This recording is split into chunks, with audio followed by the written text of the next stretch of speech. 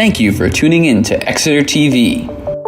Exeter TV is the town's public and government access channels, available on Comcast Channels 6 and 22. Channel 6 is your channel. If you have an idea for a program, want to host your own talk show, or submit a film, we're here to get your content on television. On Channel 22, we bring you live and replay coverage of government meetings and other town updates. A third channel, Blue Hawk Media, is operated by SAU 16 and can be found on Channel 8, with all your school sports, events, and meetings.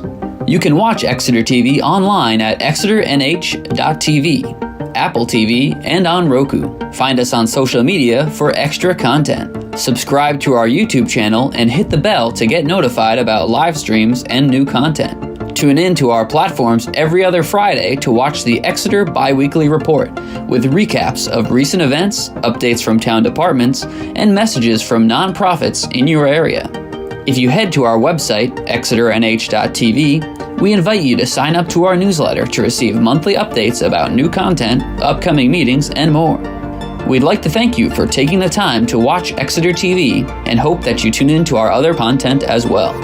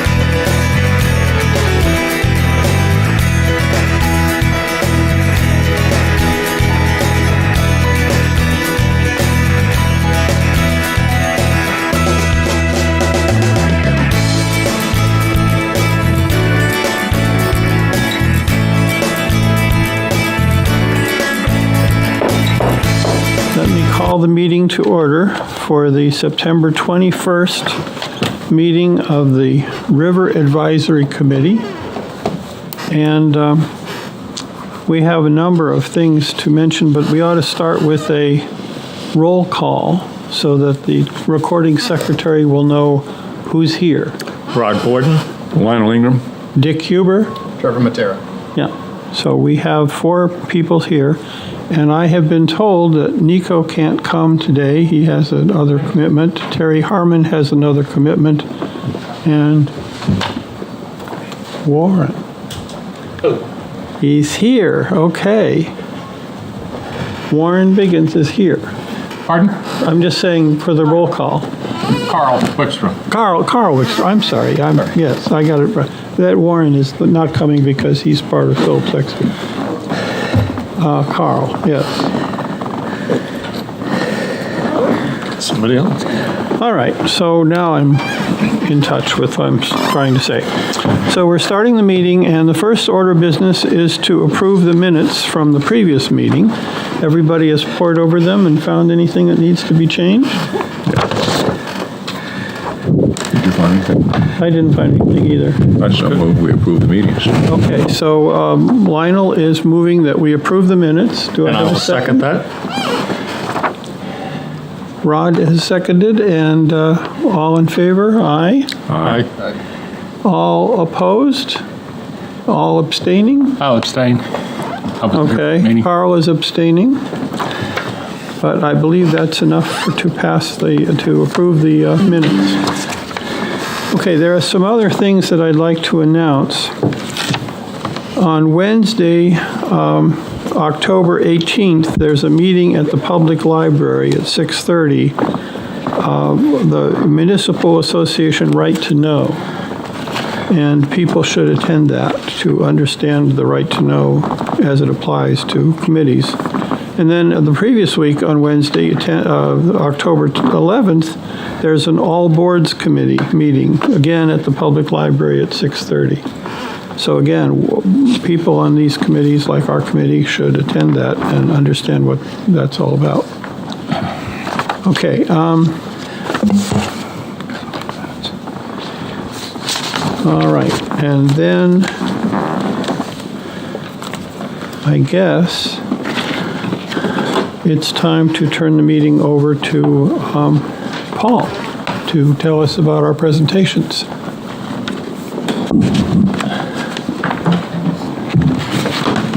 Hello, Paul Pelosi is the interim Public Works Director.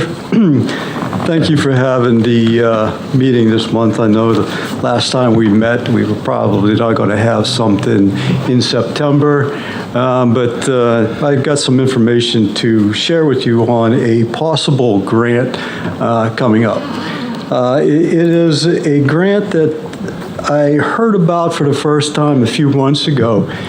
And this group probably remembers Eric Hutchins from NOAA that was part of the River Study Committee back when the Great Dam was being investigated on what to do with that.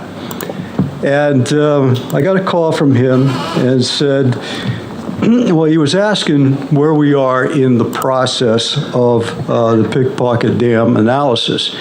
And I said, you know, we've got a contract. We're working towards having a draft report in early 2024. And he goes, oh, that's too bad because NOAA's coming out with a grant that is going to be funded pretty heavily. And this grant is for nationwide, but it has to do with removing barriers for fish passage. And with that, it was probably another month and a half or so before the grant information came out. And when it did, I forwarded the information over to VHB. And it's like, why don't you look into this, see if there's anything that could be of interest to the town. And he did a little bit of looking. We talked a little bit about it, and you know, we're we don't have that draft feasibility study done. So I asked him to fast forward for a few things, and through his discovery of finding out information, of which we'll have a presentation on that on one of the next meetings coming up, he's got some information to share for you. So at the end of this, at the end of his presentation, and after the questions that you guys might have, my main question is going to be, is this of any interest to the town of Exeter?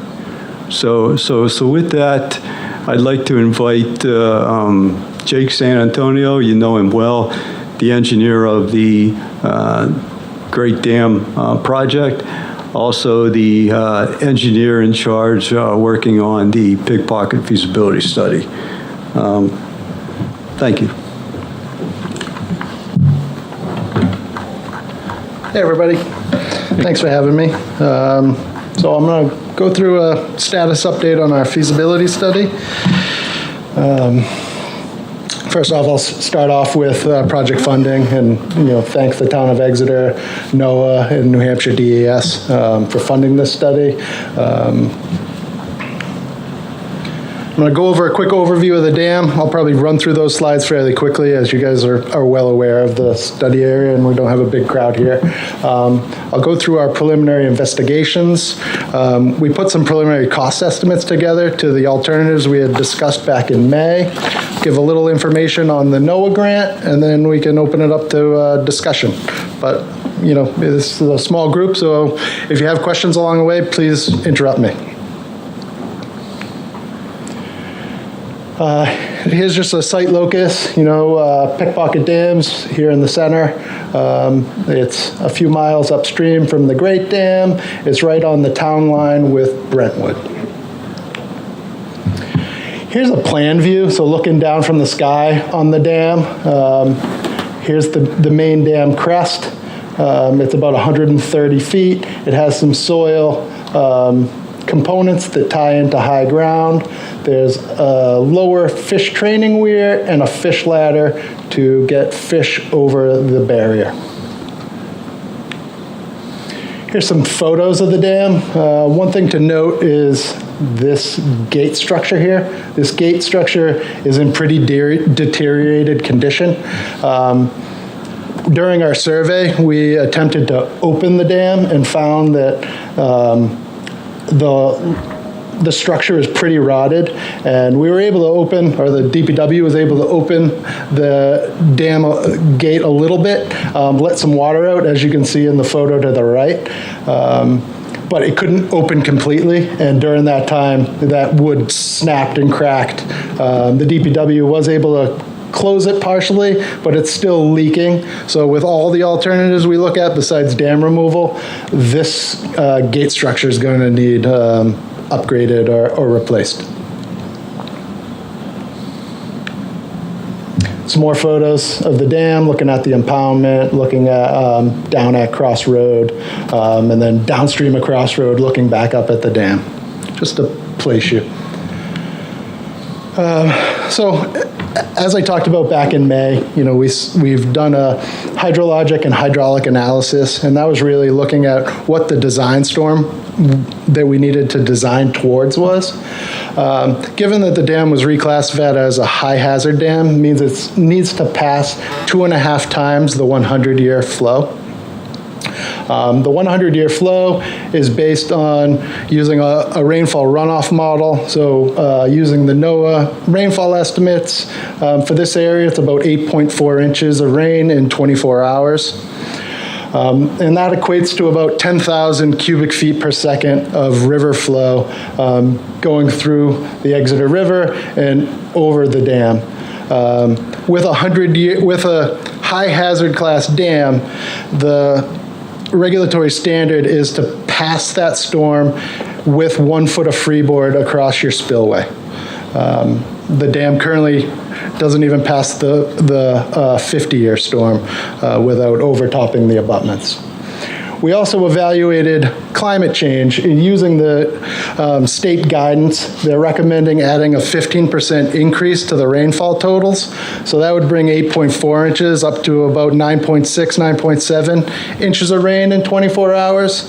And given the size of the watershed, and then once you're up to that volume of water falling, most of that makes it to the river. And that equates to a design flow of just under 15,000 CFS. If we built in climate change into the evaluation and into the future design. I really think that is prudent. This summer I think is a good example of how much rain we've been getting and the pockets of intense showers. And if you're going to be investing money into a structure, I think it would be prudent to design towards that bigger flow. That was the contributing area on that. Yeah, so the yellow area to the right, that is showing the contributing area or the watershed to the Pickpocket Dam. So as part of the feasibility study, we're starting to develop alternatives. Part of those are looking at dam stabilization, so keeping the dam that's there in place, stabilizing it in place. As we talked about, as the spillway can't handle that flow, it overpasses the earthen areas on either side, so that would include significantly armoring, with riprap or something like that, or sheet pile, steel sheet pile, to armor and protect the dam from eroding and failing during the design storm event. Dam modification, another one that we're looking at, and that's looking at partial removal or lowering the spillway. We're starting to look at that, but we're finding that to be able to pass that 15,000 CFS, you essentially almost have to remove the entire dam to be able to pass that. So you're really back almost to no impoundment and no impoundment left, and the costs of doing that modification are well above some of the other alternatives. So that's one we're likely going to throw out.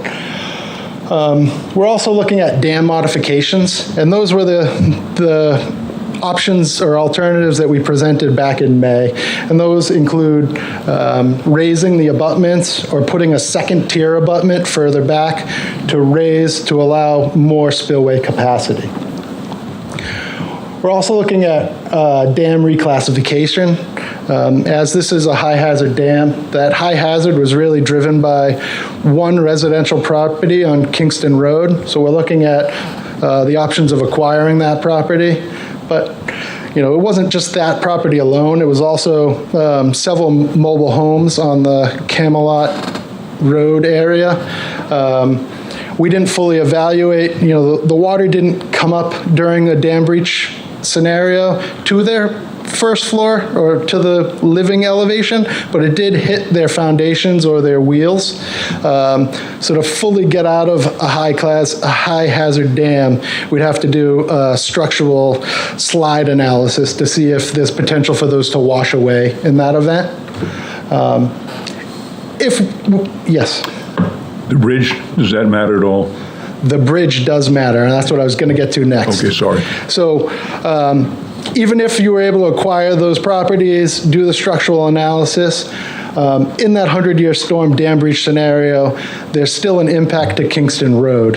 And as that would be impassable during that event, at a minimum, you could reduce the hazard class to a significant hazard dam. That would reduce the design storm from 2.5 times the 100-year flood to just the 100-year flood. So still a lot of flow, and the dam still isn't able to pass that as it currently stands. So improvements would still be required at the dam. And then the last alternative is dam removal and river restoration. All Are there species of fish that would benefit from dam removal and getting to their spawning grounds like we had with the Great Dam? The same exact fish, the Alewife blueback and alewife, the herring, the eels, yes. And there's a significant benefit to the environment for that to happen. Right? You got it. Yes, okay. So these are the preliminary alternatives I presented at the last meeting back in May. I'm going to go through these, and since that last meeting, we've done some preliminary engineering, looked at what these alternatives would further look like, and put some cost estimates together. So I'm going to step through these now. So just to place list existing conditions. So on the lower bottom, this is kind of a cross-section through the dam. This is that main spillway, that 130-foot spillway. These gray higher spots represent the concrete abutments. And then along these profile, these are the soil areas that are also impounding water. The blue line is the current 100-year water surface elevation. If that 100-year flood, that approximately 4,000 CFS occurred. The green line is the current day, looking with the 2.5 times the 100-year flood, so that 10,000 CFS. And then the red line is the approximately 15,000 CFS, looking at 2.5 times the 100-year flood, if you include climate change. So as you can see, as the dam currently stands, all of these storm events overtop the abutments. Can I make a comment? Yes. Or ask a question? Sure. So you talked about declassifying the dam again. You said significant hazard, and you referenced the 100-year storm event. So this, if I'm heard you right, the blue line there proves that you don't have that freeboard on the abutments for that, then you would still have to do the modifications. Correct, Paul. So the blue line is over the abutments. The standard is the 100-year design flood with 1 foot of freeboard, so that, that blue line would need to be a foot below those gray areas, so down in this region. The other area I wanted to highlight on this slide is there is an island that is formed upstream of the dam in this area. It's all now treed and fully grown in. That area is impacting the capacity of the spillway. It's blocking a portion, kind of highlighted here in red, but that's blocking. So, we did look at what happens if you just remove this island. But we'll go along. Alternative one was increasing those abutments. So in our model, we increased those abutments and then looked at what those changes would look like. And given the regular storm, you'd need to raise the abutments approximately 4 feet. With climate change, you'd need to raise the abutments over 6 feet. Without removing the sediment island, as we have in this option, doing that alone increases the 100-year flood elevation, so it wouldn't meet FEMA's requirements as it's increasing flood risk upstream. So this alternative could also be thrown out. But we still started to look at, and as I said, we started to do some preliminary engineering. So over on the right side of the screen, those, Paul was calling them my lava lamp graphics, but those colored areas relate to depth of fill. So that is looking at, raising the concrete portions, this area in black and these wing walls on this side, and then raising the earthen portion. And that's how much depth of fill would be needed to hit those elevations. The next slide, just to show that a little clearer. Can you go back? Yes.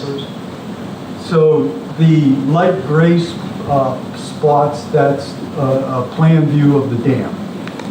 Is that what we're looking at here? This is a plan view of the dam. So here's the main spillway crest, here's that lower fish weir and that fish ladder. Okay, thank you. So just to help people understand what we're looking at, I put that graphic on an aerial image.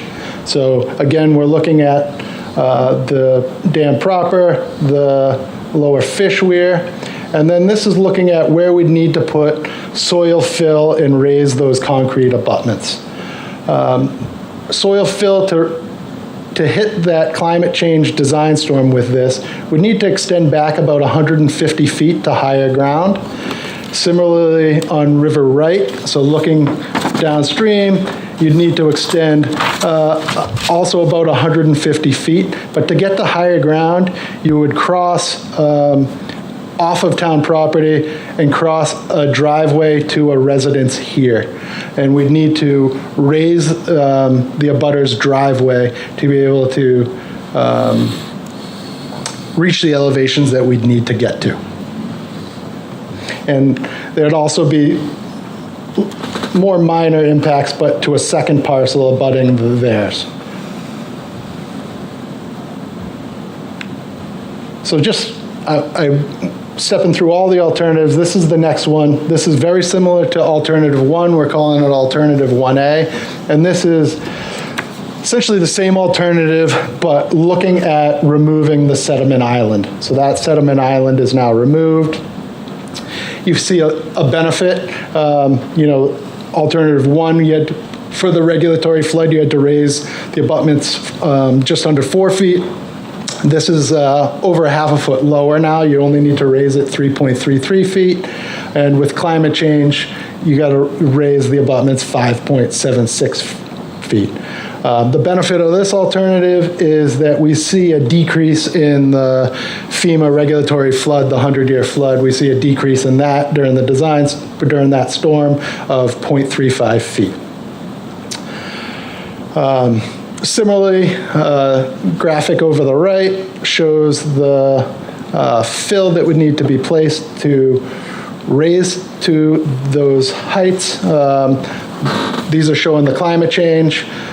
So in this alternative, you'd need to get onto the abutter's property and raise their driveway a little over 3 feet, 3.1 feet. Alternative 2. So this is looking at putting a second tier abutment. So keeping the abutments as is, but adding a second one further back, tiered at the back end of those concrete abutments. With this one, we're leaving the sediment island in. With this second tier, to hit the regulatory flood, you need to raise that second tier abutment by 3.24 feet and the climate change by 5.17. But as with alternative 1, this results in an increase in the 100-year regulatory FEMA flood. So then we looked at alternative 2A, removing the sediment island. This option required the lowest increase of 2.8 feet for the regulatory flood and 4.76 for the climate change, and resulted in that similar drop in the 100-year flood, which was in compliance with FEMA. This option still required those soil tiebacks and still requires access on the 2 abutting properties, but only requires raising the driveway by 2.1 feet. And then the third alternative was dam removal. So we looked at regrading the channel, removing the dam. At the dam location, this results in a decrease in the 100-year flood of almost 8 feet. And under normal water flows, this would impact the impoundment. The impoundment of the dam extends to just downstream of, I don't know whether it's Hague Road or High Road, but in Brentwood. You'd see the majority of that change in the first mile, a little over a mile, and then there's some grade controls in the river that you'd see less of a change in the water surface elevation, but that first little over a mile, you'd see probably about a 5-foot drop in the normal water elevation in that first mile plus.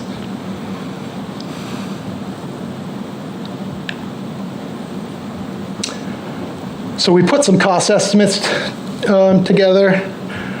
The ones I would focus on are I highlighted in gray, and those are alternative 1A. So 1A is increasing the abutment heights as is and removing that sediment island with the climate change option.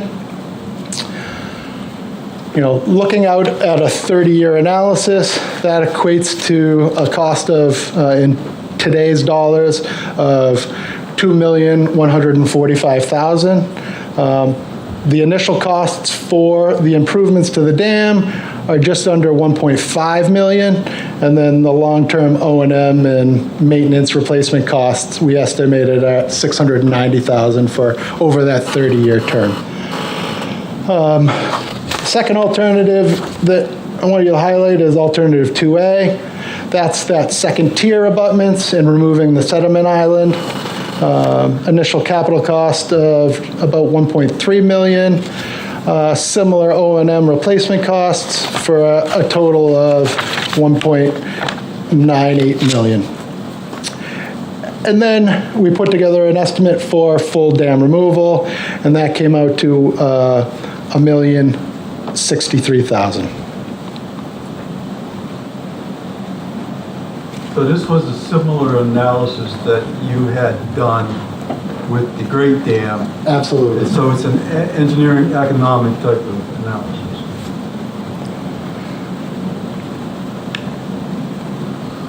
So that brings me to why we put these early cost estimates together is that, as Paul mentioned, there's this NOAA Fisheries grant that's out.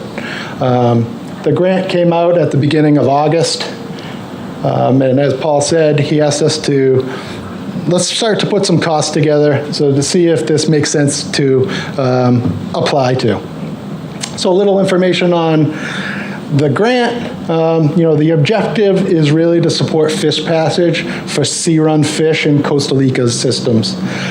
So fish that live part of the time in the ocean and part of the time in rivers or lakes. And that's really the focus here with the herring, as that's a species that spends their time in both ocean waters and in fresh waters.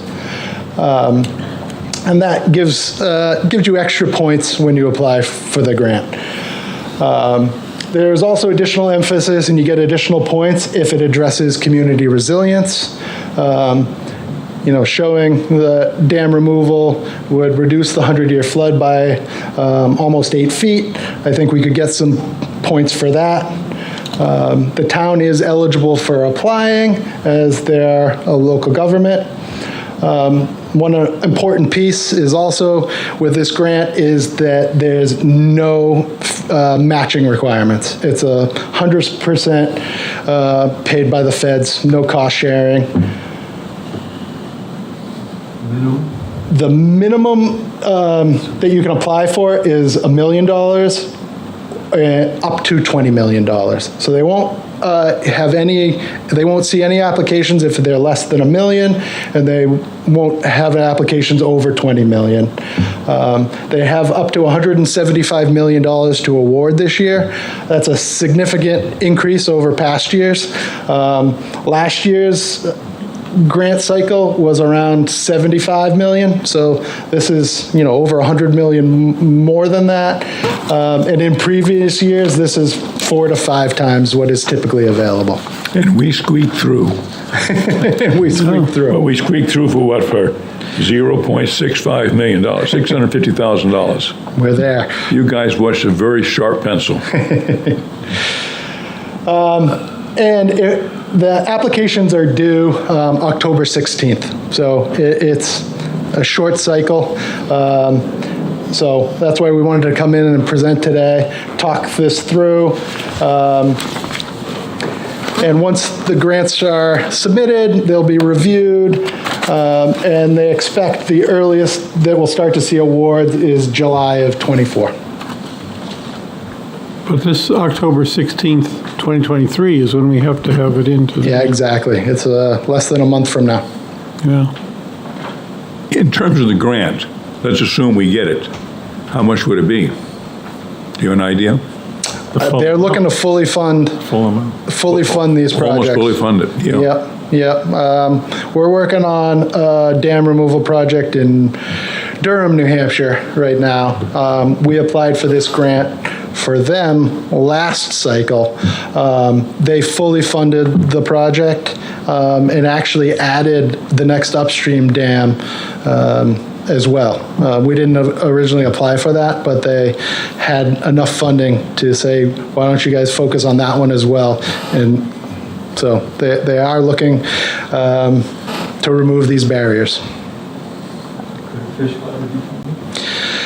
Paul asked whether a fish ladder could be funded, and I participated in a webinar where they gave some more information on this. They said a fish ladder could apply, but wouldn't score well, and they really recommended that this is really focused on barrier removal and not to waste your time if it's just for enhancing a fish ladder. I got a question. I'll wait till the end, though. Okay.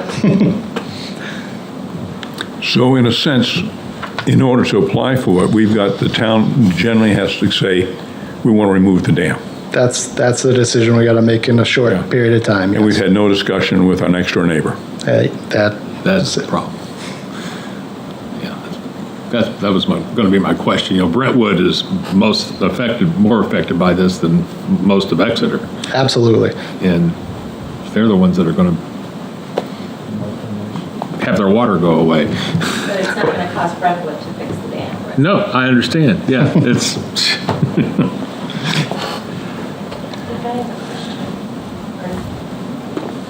Sure, go ahead. So you mentioned the improvements in, the reduction in the flood zone. Is that upstream or are there benefits downstream as well? Sorry, Kristen, would you mind? Oh, yep, sorry. You mentioned a decrease in the flood zone. Does that involve only upstream or upstream and downstream? So the communities and the parcels downstream, will they see a benefit from removal? So unfortunately, the flood benefit is really upstream. The dam is a run-of-the-river dam, so under normal conditions, water is flowing over the dam. It doesn't really have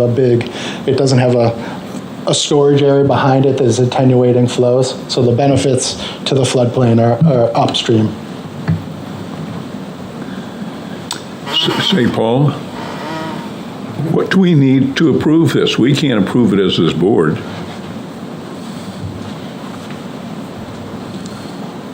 Let's save that for one or two more slides, that discussion. Okay. I think by looking at what's up there, I think you're going to talk what we know about the different things that we were going to look at in the feasibility study, so that, if some of your questions is, hey, we're going to analyze this, we're not done yet, or whatever, let Jake just quickly go through these individual items and talk about what he knows with those.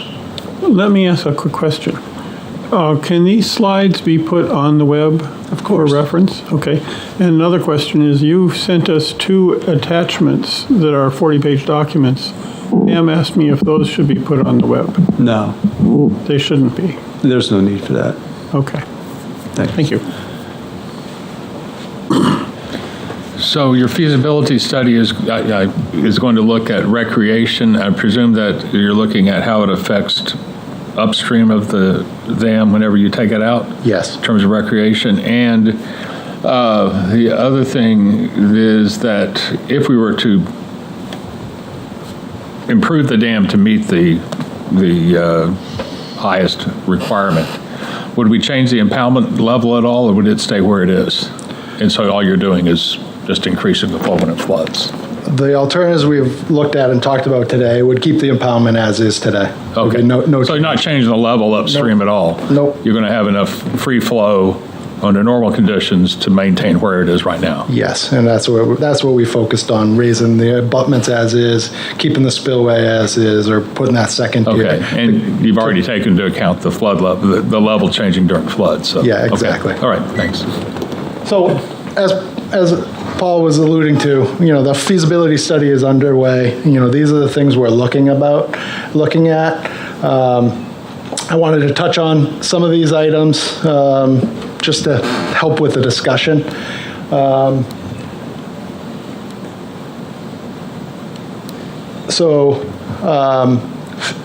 I guess starting with wetlands, removing the dam, doing the improvements wouldn't really have any impacts on wetlands. Removing the dam would have a big impact on wetlands. As I said, under normal water conditions, the impoundment's going to lower by, 5 feet at the dam, tapering to no change just downstream of Hague Road. There's many wetland systems in that area that would start to dewater and change to forest areas, but some of what is the impoundment would start to change to wetlands, and it's a process that as you take these structures out, nature is pretty resilient, and it will recover and change to the habitat that the hydrology supports. Have you looked at the structure underneath the impoundment to see how much of that is going to be wetlands and how much of that is going to be just dry forested area? I mean, how is it going to affect the property owners? Sure. Too? I mean, that property, I don't know how the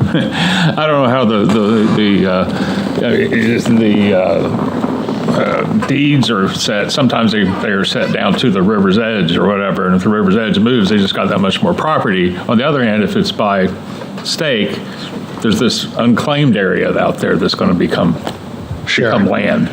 We haven't dug into the deeds. Okay. We're starting to do that analysis of how it's going to change. It's a tough thing to fully predict, I'll be honest. Right. It's a lot of research to do that. Yeah. Okay. But,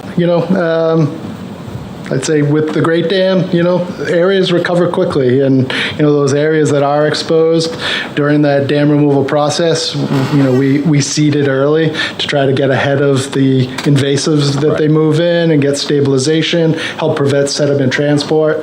So it can be managed. It would be nice to see how much trade-off you're going to get from the wetlands you take away to the wetlands you create. That'd be a good thing to know. Sure. That is something we are doing, and we'll put more thought to. So let me just follow up on that and how you would analyze that. So you've got transects of the river. Yes.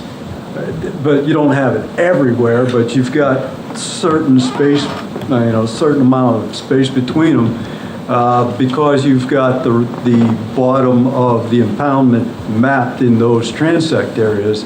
Then you can try to interpolate how the impoundment is going to change, and also where it might be that area right before a higher and wetland area. Yes.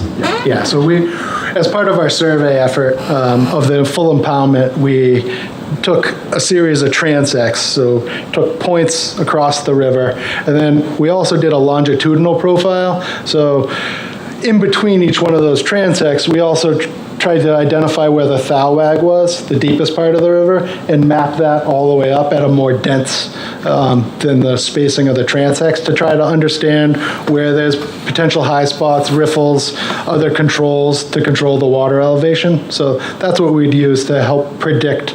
And we've used that data now to refine our hydraulic model to run those normal flows to look at what that may look like to make those interpretations on what wetlands will dry up, what won't, and where new ones may form. Okay. Yeah, if I jump in too, just to follow up on Carl's point too, I think when thinking about the changes in wetlands, we're not only going to want to think about the quantity of wetlands as they're changing, but also the quality. In a lot of cases, these These impoundments are pretty low-quality wetlands. They're very low DO. They generally are potential nutrient sources and usually cut off from habitat, again, like spawning fish and things like that. So if you're actually thinking of the quality and what type of ecosystem quality sources you want, generally these kind of things open up a higher quality of wetlands to you and provide much better sourcing for the environment.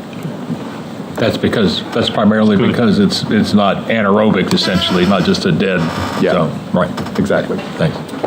And also a throwaway, if I'm a landowner up there, my property is going to increase in size. Perhaps. Perhaps. Well, if the wetlands disappear and trees start growing and it's on my property, I get some more acreage. That's a small issue to raise. So I think most people up there are concerned about the recreation. Different use of the land. Yeah, that was my your question. land may not grow. That was my question about deeding also. I mean, if the deed says down to the river, yes, you're right. Right. Yeah, and if the deed says to a certain spot, no, it's going to be some unclaimed land that opens up. I don't know what the deeds. Well, the deed will have, someone will figure that out. Yeah, right, exactly. He's going In my mind, to I'm research. sort of concerned about the guy that lives on it, because most of what I've heard from people like that is you can take my recreation area away. Some degree it's in terms of the wetlands, and there's some benefits to them too, maybe over time. But I'm not asking you to run the numbers out, that's for sure. Sure. We're also looking at water supplies, what public wells, what private wells, and how they may be impacted. We're also looking at water quality, how water quality may change or improve with dam removal or with the various options. For the most part, the options won't change water quality except for dam removal, where dam removal will improve water quality, as it won't be as increasing heat, and it'll be a actively moving river again. Yeah, go ahead, Paul. So we went over water supplies, and there's a chapter in the contract to review what kind of impact you're going to have for water intakes. And the town has a intake, which was modified with the Great Dam project there, downstream. And how will removal of this dam affect that? What can you tell us about that before the full report? Sure. For the most part, it won't have much of an impact on that. As I mentioned earlier, as with the floods, it's a run-of-the-river dam. So under normal flow, what's flowing in the river flows over the dam, so the water levels and things won't change. During drought conditions, when water isn't flowing over the dam, you could open up that low level and meter flow out that could supply some water in a really short term to the intake. But in general, it's a pretty narrow impoundment. So that impoundment would run dry pretty quickly, and so not really change the water supply at the intake. Do we know that, has that ever been used as a temporary reservoir for the town of Exeter? Have we ever done that? Opened that up to get a little more water? I know that there was talk about it a few years ago when we were going through the drought period. Not that I'm aware of that's ever happened. I think I've heard some things about how the mill has some water to go through their penstock, that they would use that somewhat. But I'm not aware of the town actually It's a very small reservoir. It's a small reservoir. Yeah. Okay, thank you. And the equipment to open it up is not very good. It's not working At this currently. moment, yeah. Yeah, it would have to be replaced. The other piece is on, we're looking at sediment transport. I presented some preliminary results the last time I was here. So we have done some sediment sampling, both upstream and downstream of the dam, to look at the quality of the sediment. And good news is the sediment is fairly clean here. The only exceedance above state standards was for arsenic, and that was believed to be background levels, as arsenic is naturally high in this area. So we also looked at, with the hydraulic model, looking at, with dam removal, where are we potentially going to see increased velocities? What zones would we see transport? And then where downstream are the velocities low enough where that material may drop out? So, as I said, the good news, the sediment is clean, so it can flow downstream without ecological risk. During, what we built into the dam removal was a removal of a good portion of the sediment that has built up in the immediate vicinity of the dam. In that first mile or so upstream, you will see velocities that are increased above the median grain size of the material that's there now. So there will be some movement of sediment post-dam removal. Just upstream of the railroad crossing and Court Street, those bridges have a hydraulic restriction where the velocities start to slow down again, and there's potential for some sediment deposition post-dam removal in those areas. The stream has been starved of sediment for a long time with the dam in place, so I don't see that as a detrimental, but post-dam removal, that would be something that would have to be monitored and potentially addressed. And that spreads onto infrastructure. We'd be looking at any potential impacts to upstream and downstream infrastructure. Preliminarily, that's one potential concern is potential sediment deposition upstream of those two crossings. The other infrastructure is the Crossroad landfill. And the Crossroad landfill is, up the hill from the Pickpocket Dam. Taking out the dam will change the groundwater patterns in that area. I did look at GZA, who did the last annual report, looking at groundwater flow in that area and how the groundwater and the contaminants at the landfill are moving. Predominantly, the groundwater flow is towards the Exeter River and predominantly towards the river downstream of the dam. With dam out, I would expect the groundwater patterns to change slightly, but stay generally consistent with the groundwater patterns from the landfill currently. But we're doing a deeper dive in that currently, but that's, looking at it quickly, that's my opinion. So infrastructure, and I should know the answer to this, but I don't. You, in your contract, is going to look at the dam itself. Any of the other improvements, can you build what you think you can if it's a dam modification? And where are you with that inspection of the dam? Sure. We have not got we have PAR, another engineering firm, as our structural. They have not been out yet to inspect the dam. I've been emailing them and working on trying to firm up a schedule to get them out here, but the inspection has not been completed yet. Flows are pretty big. The flows were very big this summer, and we were waiting until the dry period of time this fall. I know it's early yet, but do you expect the level upstream to drop to the point that canoeing will not be possible, or whatever, kayaking that's currently possible there will no longer be possible? Is it going to be, obviously in drought conditions it won't be, but it's not going to be a flat impoundment. I'd say it's going to look more similar to what the river looks like downstream of the dam. Okay, so those, you can do some kayaking still. Yeah, you can still do some kayaking. Okay. Not that I do that, but. Yeah, it's going to be more kayaking with the direction of flow Obviously. than going upstream.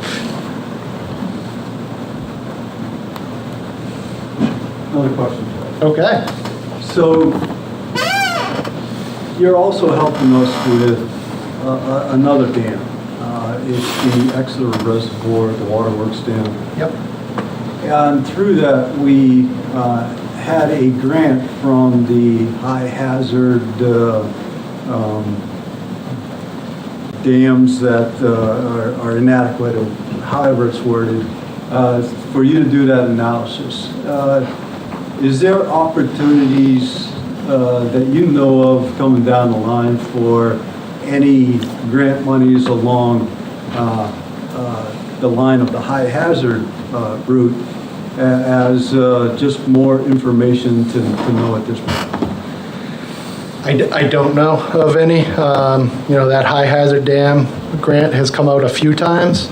I'd say this past round where the town was able to get funding for the Exeter Reservoir Dam, they had more money than normal as they had influx with ARPA funds. So I can't speak to what what that grant will look like in the future. This grant, which is, the application is due October 16th, is it, Yes. is it, you said last year, is this an annual thing? Is this likely to happen again next year? This is likely to happen, but what we've heard from NOAA is this is like once in a lifetime levels of funding. I got you. Okay. So it could be, this may not be our only chance, but. It may not be our only chance. It is a nationally competitive grant. And as I said, this year's funding level is, 4 to 5 times what it normally is. Okay. So there's a better potential to win this year than in other years. I got you. Okay. Thank you.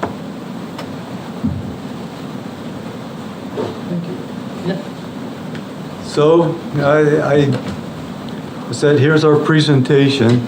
And so what do you guys think? And I think it was Lionel or Mr. Ingram that brought up well, what do you want us to do? I just want you to throw out ideas. Is this good? Is it not good? I'm going to need to decide whether we move forward with this or not. I don't want to waste anybody's time, but when I was looking at this and come back with just our little discussion, it's like, well, there's possibilities here, and this is too big for me to even try to figure out. So let me know what you think about the idea or not. Thank you. Well, can we do it in this way, in the sense, I don't know how the feds work, but let's say we say, and you guys agree, it's a good thing to try. But we do not have the authority yet to say this is what we're going to do. Can we put it conditionally like that and still ask for the money? Sure, we can do that. We can pay this guy to put the grant together, but I can tell you what's going to happen. And this was right from Eric Hutchins also, the guy I was talking to on the phone. They don't want to waste their time either. They don't want to commit at least $1 million to a project that is only a maybe. There would have to be some insurances that you were going to move down this line. Didn't we lose a grant on the main, when we had the main dam, because we waited too long, and then it went someplace else?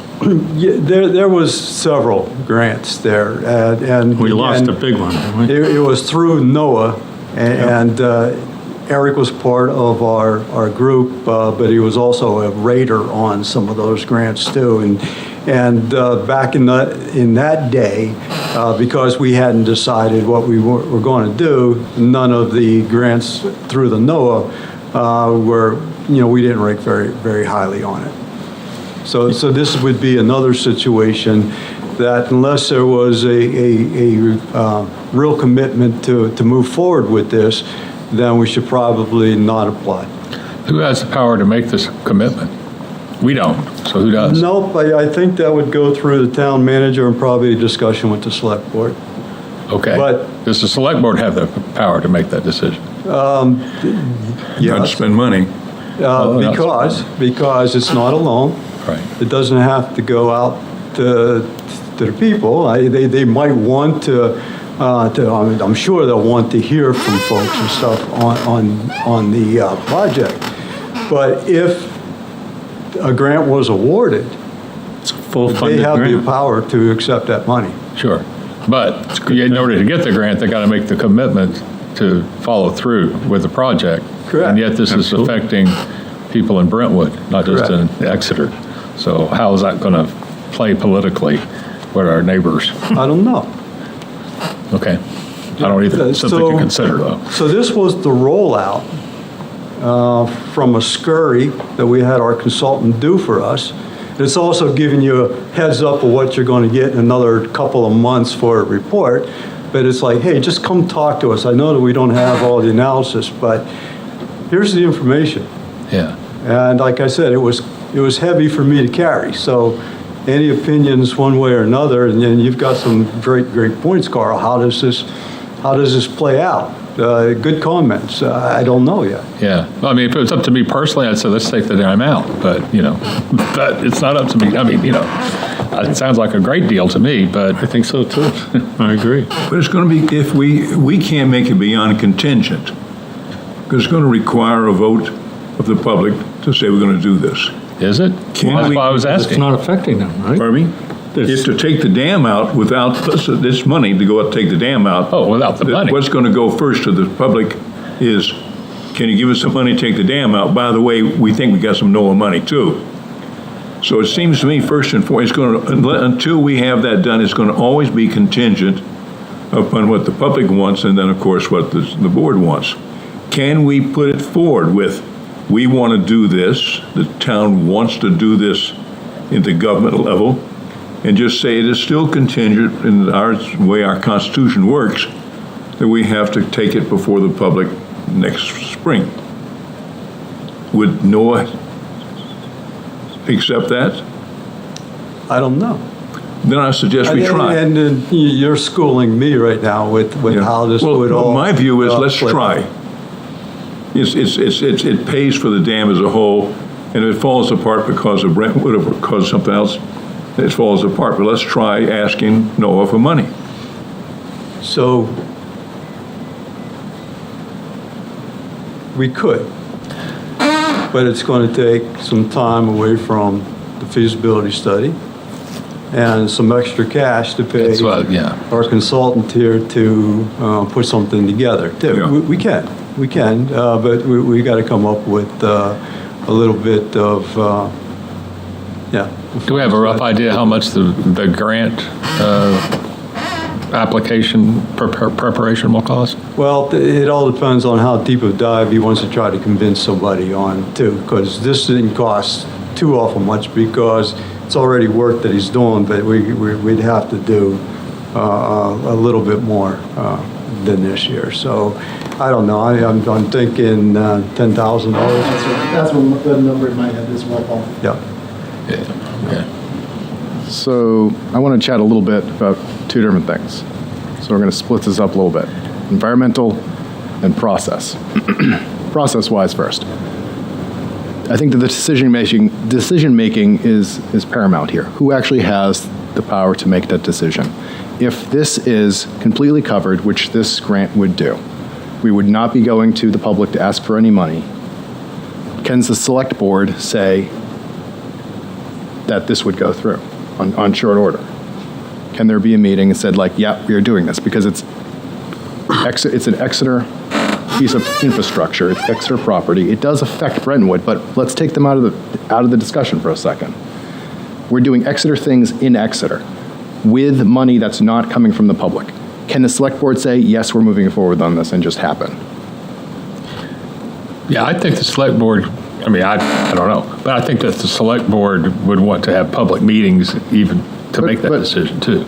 Just saying it's not. But I'm not going to try to guess what the select board is going to do. I'm wondering what the select board can do. Yeah. So my name is Melissa Roy. I'm the assistant town manager. It is my understanding that the select board could make the recommendation to move forward with the grant and then accept that grant.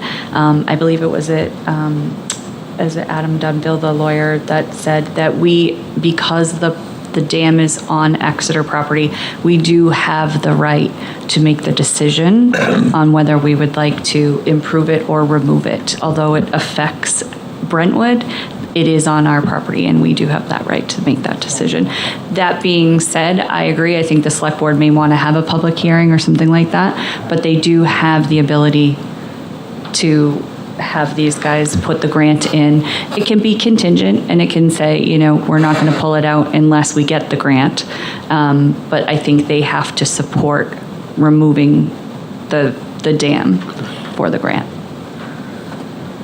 And they could, by the law, they could just do it at one meeting, bang, done, right? could. One vote. They don't have to have all the public hearing. I think they should. It's probably not going to be what happens, but they politically could, not to yes. do that, but they have the power to do that. Exactly. Yeah. That's what I thought, okay. Trevor, you had another point you want to make? Yeah, sure. So I would suggest that knowing where that decision-making point is, that's where the decision is made. And we can talk like whether they feel that a stipulation like that should go into a grant or not, I think is fine. And again, this is just my personal opinion, but I feel that we can discuss here what we know of these options and make those opinions known without having to weigh in on how they make their decision. Sure. Like that. No, I agree. That being said, from an environmental standpoint, like I'll just put all my cards on the table. I work professionally as a habitat program manager at the Piscataqua Estuaries Partnership. I participate on DES's River Restoration Task Force, and I chair the Great Bay 2030 Habitat Restoration Work Group.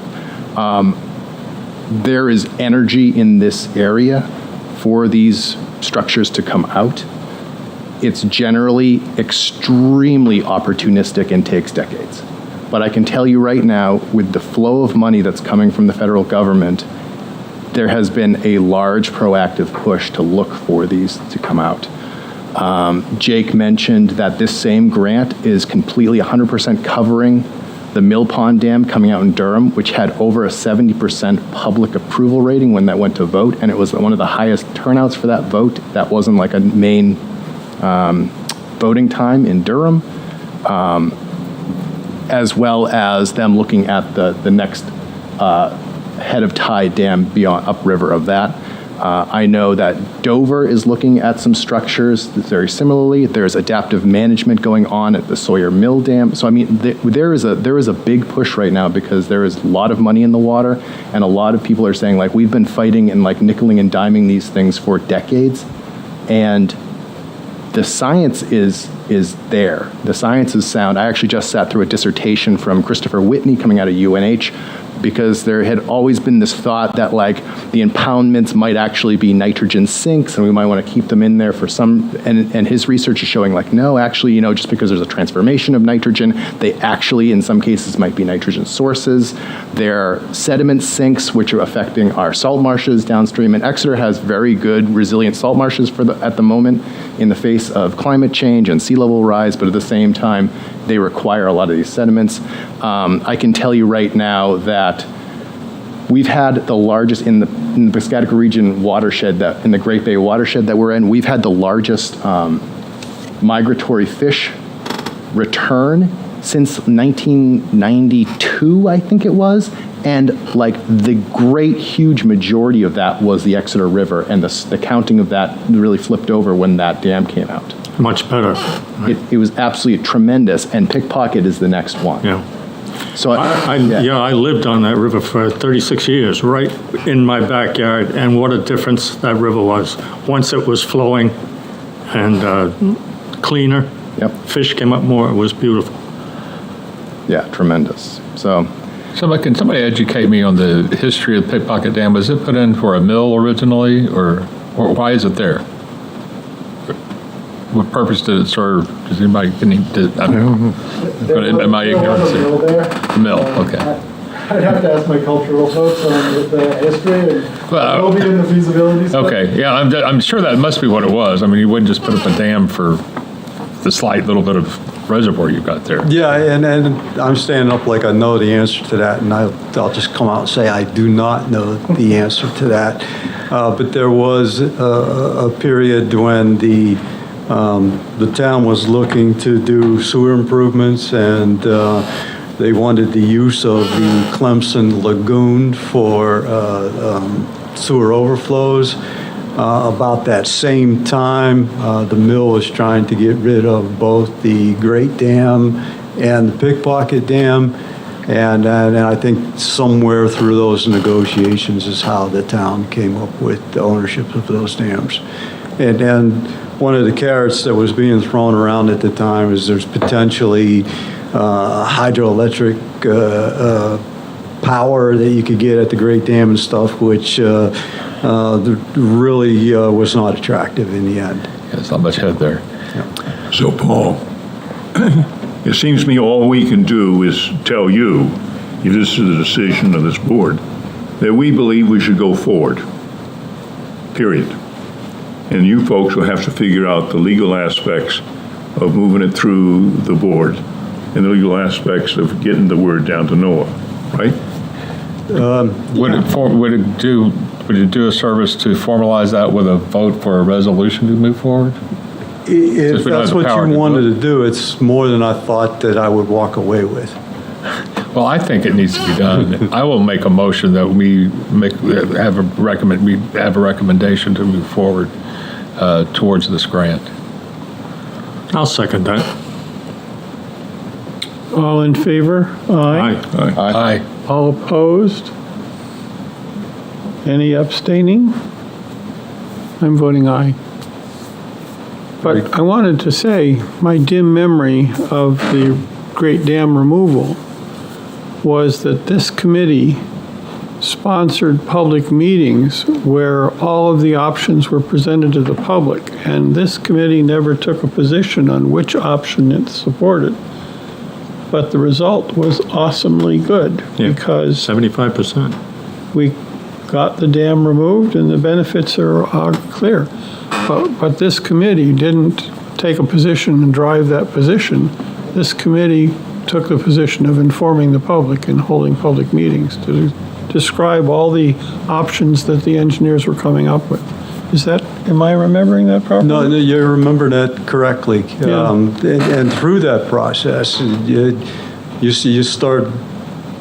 you had a lot of learning. So it was pre-learning for some of the discussion that Jake just had with you too. So you're familiar with some of the terms and some of the analysis that way. It's just that we don't have much time in this respect. We got to the 16th. No, you don't. But certainly this information will be passed along, and we'll see how it plays out with the town manager, select board. Well, I can see every reason to pursue going forward to find out what's possible, because this is a very great opportunity, but it's got a short time stamp on it. Okay. Well, thank you. You're welcome. Okay, I did mention the two meetings at the library that we should attend, one on the 11th and one on the 18th. The 11th is the all boards committees that are supposed to come, and the 18th is the right to know.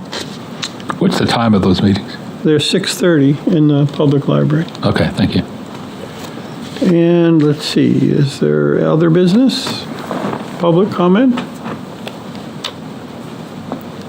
I guess we could entertain a motion to adjourn. Motion to adjourn? Oh, yes, we need to, we can't meet in October because somebody important is going to be on vacation.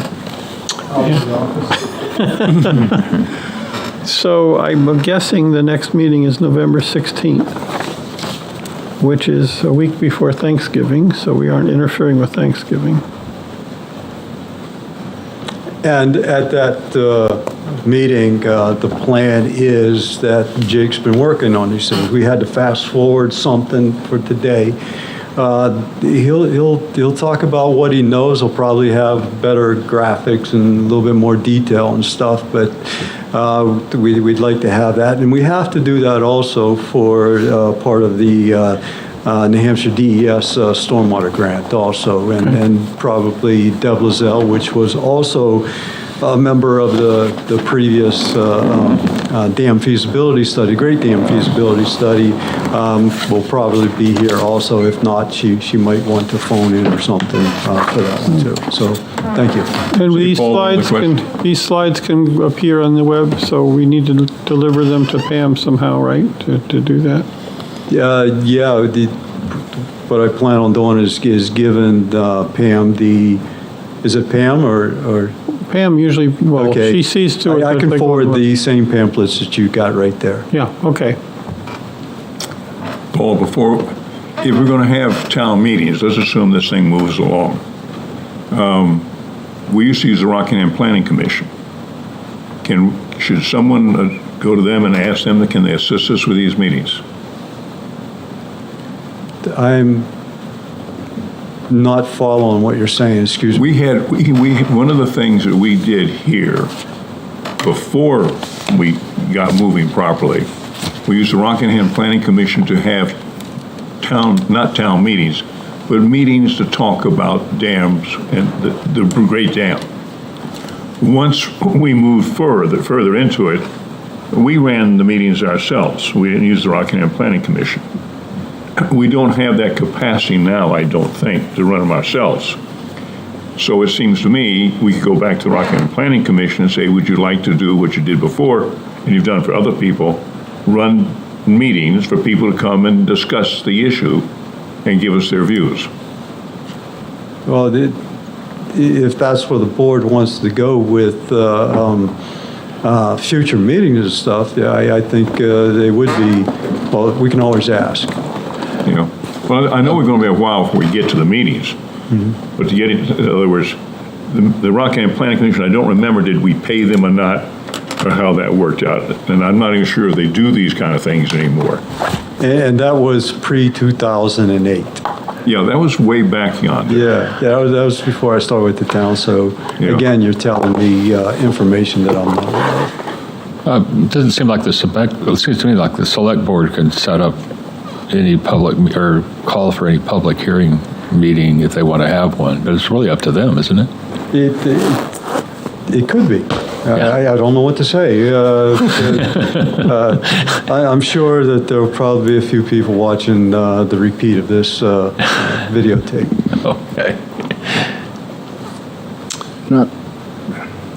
I'm not going to assume that I know how this will play out, but I would guess that the process for this may not look like the Great Dam removal. No, it won't. For one of the biggest reasons being that the Great Dam was like in the center of town and an icon in the, it was a very prominent feature of downtown Exeter, whereas this infrastructure is a little bit more out of sight, out of mind.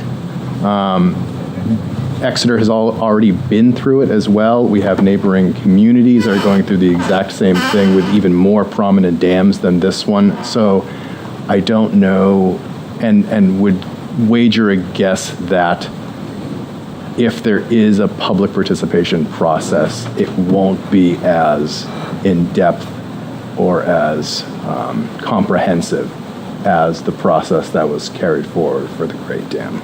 We didn't get a big turnout for the previous one, but the Great Dam did raise a number of issues, historical ones, which this one doesn't have. Middle of town, which it didn't have, but anything we were going to do with it was going to make town look terrible. Right. With the other possibilities. You've seen these here too. But the idea is to use it to make sure that people are properly informed. We might not need to. But the big problem here is not going to be the town of Exeter, I don't think. But anyhow, we can get that, go across that dam when it's not necessary to go across it. Well, I could entertain that motion to adjourn now. We've decided in the next meeting is, so, I made the motion to adjourn. I'll repeat it. Okay, Carl is making the motion to adjourn. Who makes it? I'll make it if it's not made. Is one made? I just made Okay, it. I'll second it. Lionel is seconding, and let's vote. All in favor? Aye. All opposed? All abstaining? So unanimous. We're going to adjourn now. Thank you for tuning in to Exeter TV. Exeter TV is the town's public and government access channels, available on Comcast Channels 6 and 22. Channel 6 is your channel. If you have an idea for a program, want to host your own talk show, or submit a film, we're here to get your content on television. On Channel 22, we bring you live and replay coverage of government meetings and other town updates. A third channel, Blue Hawk Media, is operated by SAU 16 and can be found on Channel 8, with all your school sports, events, and meetings.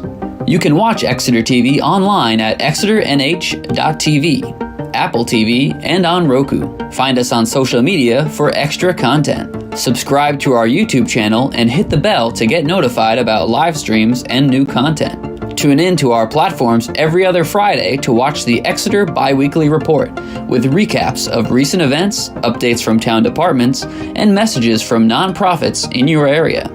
If you head to our website, exeternh.tv, we invite you to sign up to our newsletter to receive monthly updates about new content, upcoming meetings, and more. We'd like to thank you for taking the time to watch Exeter TV and hope that you tune in to our other content as well.